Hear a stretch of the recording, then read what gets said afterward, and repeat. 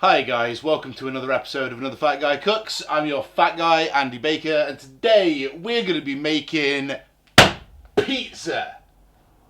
Let's go. Okay, so I've made pizza before on this show, but I've made like deep pan Chicago style pizza because you can do that in a normal oven with a cast iron skillet and it comes out great. Trying to make actual nice Italian-y, thin crust, like really good quality pizza within like a normal oven, it's basically impossible. You just can't get the rise, you end up having to sort of bake it for too long. It fucks the whole system up. It's awful. So what you need is a proper pizza oven. Now, obviously, I'm not going to stand around and build a clay fucking pizza oven because I'm lazy as shit and also fat and get out of breath really quick, like in this sentence right now. But what you can do is you can buy one of the many little sort of gas-powered or pellet-powered pizza ovens that are on the market, and the Ooni is the one that I've got. Now, you'll see that in a bit, or you'll see a picture of it here. We'll go outside and see that in a bit, and we'll put a pizza in it, and we'll cook one. It'll be so exciting. Can't wait. So, in the meantime, we're going to knock up some dough, and we're going to make a pizza. So, I say so a lot, right? Like crazy a lot. The pizza oven I stole from my godparents, my Uncle Phil and my Auntie Sue. So thank you very much to both of you for letting me steal it while you're on holiday and break into your house, which was very kind of you. But yeah, thank you very much, and hopefully I do your pizza oven justice. I don't know if that's the thing. You're probably already better with it than I'm going to be, but let's see how it goes. First off, we are going to make some dough. Let's go. Right, so you're going to need a stand mixer, dough hook. Right, so first thing you need is 1 1/3 cups of warm water. Just like room temperature is fine. So 1 1/3. We're then just going to add a little sprinkle, maybe a teaspoon of granulated sugar. And all that is to feed your yeast and to help him bloom a bit quicker and to help the dough rise a bit easier. Give that a little mix up, and then we're going to throw some active dry yeast in here, like so. Basically leave that for about 5 minutes until the yeast has all started to bloom and poof up, and then we're ready to go. So once your yeast has started to froth up a bit and looks like it's blooming, which this does, we're going to throw in 2 tablespoons of olive oil. You can use extra virgin, but I like the Hoare stuff. This is Hoare brand. 1.5 teaspoons of salt.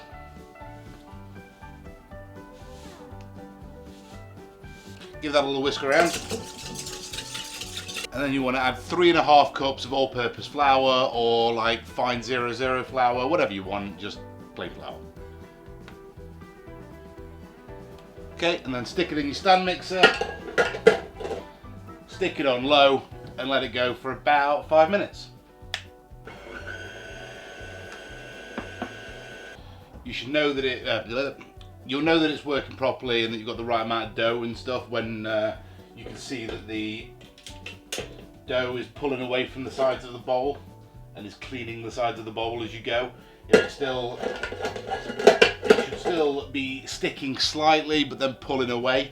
If it's like overly sticking, add a bit more flour. If it's like dry and looks a bit floury, drop more water. You just want to try and get the right consistency, which is pretty much what this is. A little bit sticky, but not too much. Right, so when that's done, you want to get yourself a bowl, bit of olive oil, run that around the outside. And we get your dough.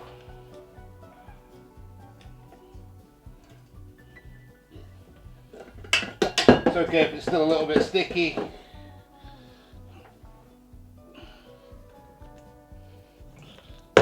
Throw it in your bowl. There. Make sure it's got a nice coat of olive oil all the way around so it's not sticking to your bowl. Grab some cling film, cover him up, stick him somewhere warm for about an hour and a half, and your dough should do something like this.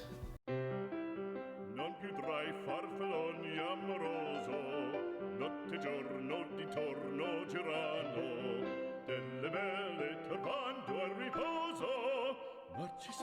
mattoncino d'amor, delle belle turbando il riposo, narcisetto mattoncino d'amor.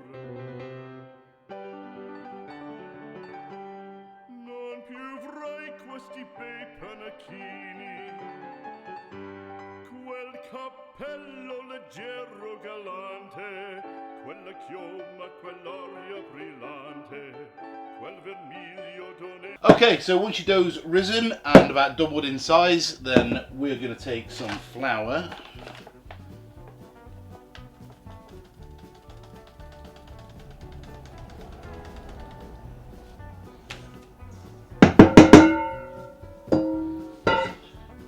Get our dough out, and then we're just going to knock some of the air out of it, and we're going to knead it out until it reaches just about the right consistency. Now this one, I've already done one knead and re-rise on this in between, so basically all I did was take it out, do this, put it back in again, and let it rise again. So we've missed out one little step, but you know, should be fine. So once you got to the point where it's not sticking to your hands, nice and pliable, and it looks like pizza dough, ideally, then we are going to chop him up into 4 even even pieces, like so. And then we're just going to re-mold these, stretch them out, tuck them under themselves until you stretch the top out so it's nice and taut, and then you just pinch the bottom in so it seals. Like so, and there you go, happy little pizza ball.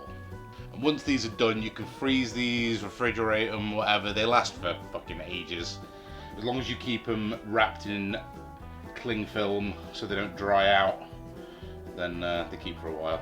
So we'll take the one that seems to be biggest for no particular reason and use that guy. Okay, so now we need to make our pizza base. Now this is the part that I suck at, so we're gonna, in theory, what you're supposed to do is get your bowl, the bottom side that you've knotted goes down, and then you basically just press this guy out. You want to keep, so what you want to do is you want to press around the edges and pull to stretch, but leaving the crust in one, you know, you don't touch the crust basically, so you always leave a little bulbousy bit around the outside. Make sure you tuck your nails in so you're not puncturing it, and you're sort of rotating and flipping at the same time.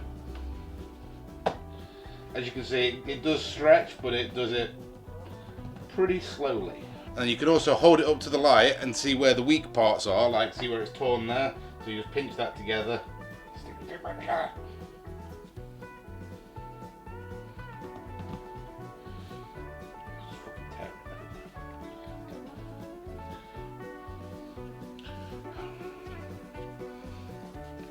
Okay, so we have something approaching a pizza base, and we definitely didn't use a rolling pin. Right, so once you've got to this point, you're ready to top your pizza, but the first thing you need to do is you need to prepare your pizza peel so that you can get it onto the stone in the oven without it sticking and becoming a complete fucking nightmare, right? So, make sure your pizza isn't bigger than your pizza peel, because that would be annoying. You want to throw down some cornmeal on your pizza peel. Make sure you cover all of it, like so. Grab your pizza base and then lie him down. As you can see, he fits on just about nicely. And then you make sure that he moves when you wiggle your pizza peel. And you want to do that throughout the entire process of topping your pizza, because sometimes it can soggy the base and then that can stick. You basically want to make sure at all points this moves, yeah?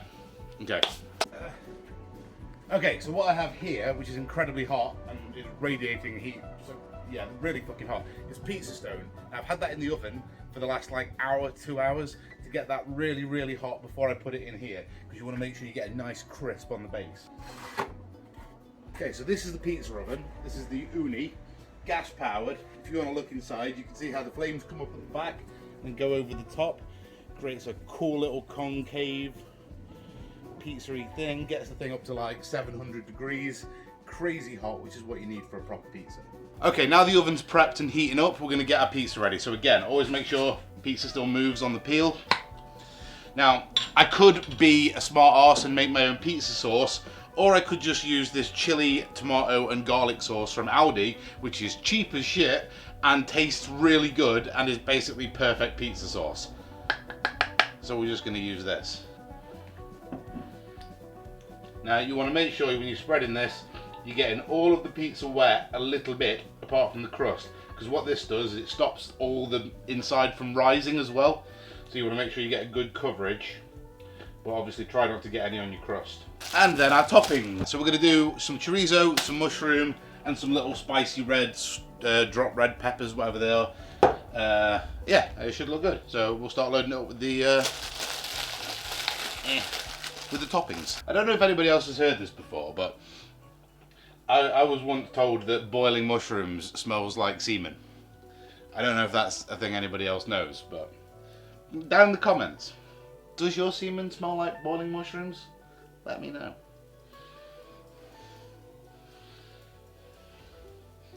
Mind, if you sign up to my Patreon, I'll send you some in the post. And some chorizo. Again, we're just going cheap shit, because like I don't even know if this pizza's gonna work. I may have to do this 15 times, and if I do, I don't want to be wasting expensive ingredients. And again, just make sure our pizza's still moving. So some little red, sweet drop peppers, just for like nice little acidy, briny, chili punch right in the dick or the vagina. And then some nice dry mozzarella. You want the dry stuff, not the wet stuff. The wet stuff's pain in the arse. Soak your pizza, and you'll end up with a big pooly, watery, shitty pizza. And we're not going to go crazy with the cheese, because too much cheese on a pizza is like too much cheese on a pizza is like too many hand jobs in a day. Like, you know, greasy and depressing. Does that work? Maybe, I don't know. Right, there we go, pizza. Yay.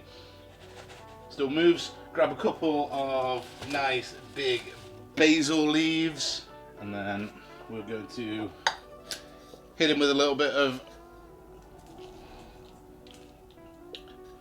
salt. And a little bit of fresh cracked black pep. And a little drizzle, only a little drizzle, because we don't want to ruin it, of fresh truffle oil. Okay, let's take this out to the pizza oven and see if it cooks.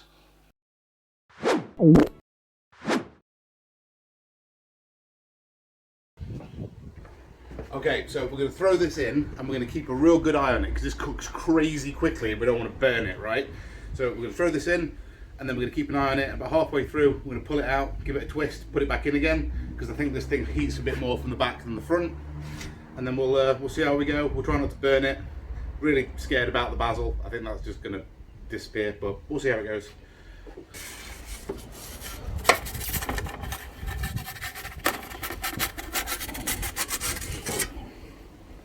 Is it already on fire? Shit. Oh yeah. It's burning. Flip it.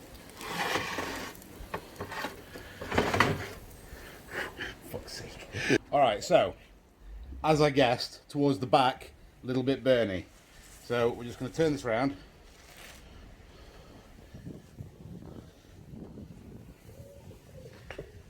All of the fucking stuff is on fire.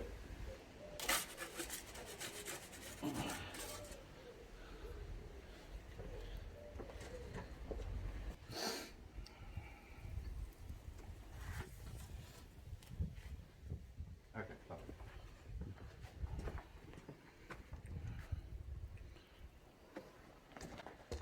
Hold on, let me put this up a bit. Right, so here's our pizza. This was the first attempt. I'm not going to do loads because I'm just going to waste loads of food. You kind of get the idea. If I did 10 of them, the 10th one would probably be perfect. But this looks pretty good, so let's chop it open. So let's cut him up and see if he tastes any good.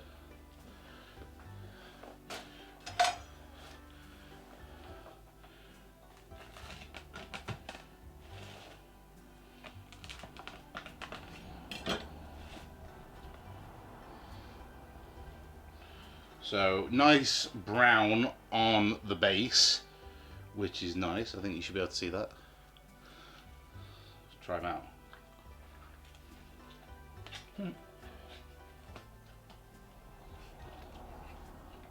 It's really hot. It's really, really hot.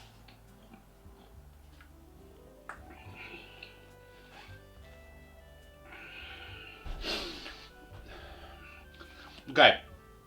Tastes amazing. Selena, come grab a slice. Basically, I think if I need to turn the thing down a little bit because I think it's a little bit too high. But the browning on the top's amazing. The crust in the places that I've not burnt it is really good.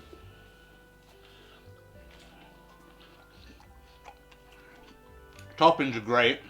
Selena has thumbs that are greasy. Nothing to do with me. And that's it. Like, pretty quick and easy pizza. I think the thing with this, you just got to get good at it. You got to knock them out. You got to keep doing them. And maybe I'll throw some pictures at the end of the ones that, you know, look a bit better after I got a bit of practice. But we'll see how it goes. But yeah, pizza. Finally, I've got an episode in the can doing pizza that I've not completely ruined. Please like, comment, and subscribe. And I'll see you guys next time. Peace. Okay, so just a little disclaimer, right?